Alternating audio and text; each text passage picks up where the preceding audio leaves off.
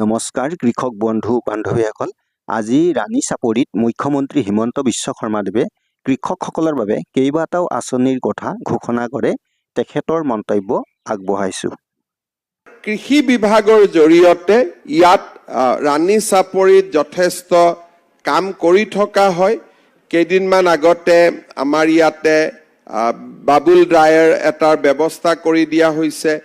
আমাৰ ৰাইজক যথেষ্টখিনি ৰাইজে কিষাণ সন্মান নিধিৰ টকাও পায় আৰু ইয়াৰ লগে লগে আমাৰ ইয়াতে কৃষক ৰাইজে বীজ আদিৰো সুবিধা লাভ কৰে। কৃষকৰ বাবে কেইটামান নতুন সুবিধা, যিটো পৰম্পৰাগত সুবিধা নহয়, কেইটামান নতুন সুবিধাও বৰ্তমান গঢ় লৈ উঠিছে। এটা হৈছে আলু। নলবাৰীত পেপচি কোম্পানী স্থাপন হোৱাৰ পিছত তেওঁলোকে ৰাইজক বিশেষ আলু এটাৰ বীজ দিয়ে আৰু সেই আলুটোৱে পেপচি কোম্পানীয়ে কিনিও লৈ যায় আৰু তাৰ ফলত আমাৰ বহু ৰাইজ, প্ৰায় ৫,০০০ কৃষক উপকৃত হৈছে।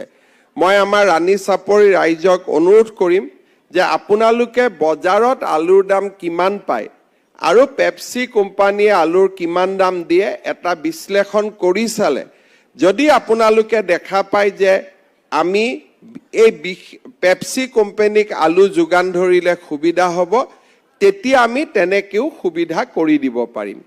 আমাৰ ৰাজ্যত আগতে ধান চৰকাৰে নিকিনিছিলে, সৰিয়হ চৰকাৰে নিকিনিছিলে। এতিয়া আমাৰ ধান আৰু সৰিয়হো আমি কিনাৰ বাবে ব্যৱস্থা কৰিছোঁ। ইয়াৰ উপৰিও আমাৰ ৰাজ্য চৰকাৰে প্ৰত্যেকটো ব্লকতে এটা আমি মেকানাইজ ফাৰ্মিঙৰ আমি এটা বেংক এটা স্থাপন কৰিবৰ কাৰণে কাম কৰি আছোঁ।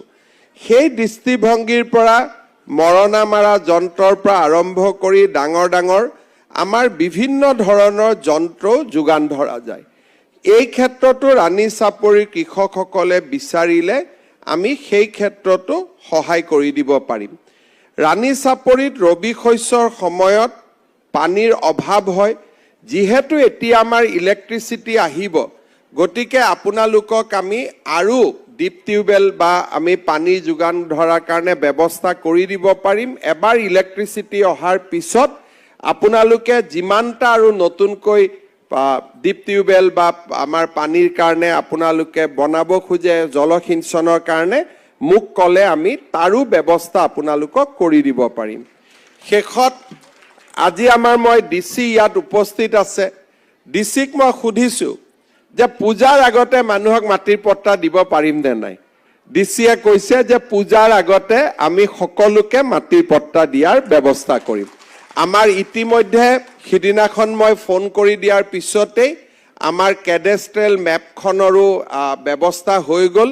২ এদিনতে কেডেষ্ট্ৰেল মেপ মানে আমাৰ কেডেষ্ট্ৰেল মানে ইমান দিন ৰাজহ বিভাগত নথকা এই গোটেই এৰিয়াটো এতিয়া ৰেভিনিউ ভিলেজলৈকে ৰূপান্তৰ হ'ব আৰু ৰেভিনিউ ভিলেজ হোৱাৰ লগে লগে আপোনালোকৰ যাৰ য'ত মাটি আছে কেইটামান দিন আপত্তি আদি শুনাৰ পিছত, ওজৰ আপত্তি শুনাৰ পিছত ২ মাহৰ ভিতৰত আমাৰ মাটিৰ পট্টা ৰেডি হৈ যাব। তথাপিতো মই ২ মাহ শব্দটো নকৈ, কাৰণ সেই সময়ত বানপানী আদি থাকিব। আমি ছেপ্টেম্বৰ মাহৰ ভিতৰত আপোনালোকক মাটিৰ পট্টা আপোনালোকৰ হাতত তুলি দিম।